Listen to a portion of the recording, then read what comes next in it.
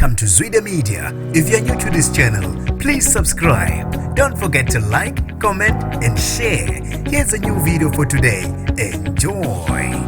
Zingahle uzishaye kungekudala kumculi wengoma yodumo ethi imalini ngUBig Zulu othandwa izinkumbi zabalandeli. Nginibingelele ngiphinde nginamukele kuphina kuphi lanibula khona le video. Mangoqala isijonele likhasi wamwelekile igama lami ngosibonga konke wakandwando Mothanda ungangibiza intatheli ka YouTube. Kuphelile ukuqagula kubantu abebelokhu bezibuza beziphendula ngomculi wengoma yodumo imalini ngUBig Zulu njengoba ubonakale kwenye izindawo eSoweto ethumele umaluma ukuba bayomkhokhela amalobolo kwingoduso yakhe uLebohang Makenete. Elinye lamaphephandaba iDaily Sun lithe malimcela ukuba aphawule uBig Zulu ngalo lo daba wala waphetha wathi akafuni nanokuthi yaziwe le ndaba kumele ihlezi iyimfihlo. Bonakale izimoto zime ngaphandle komuzi khona eDefkloof eSoweto umalume bakhe begqoke impahla ehloniphekile phecelezi amajacket. Umthombo othembekile waleli phephandaba uthe uBig Zulu noLebohang bese kuyisikhathi impela bethandana yize noma abantu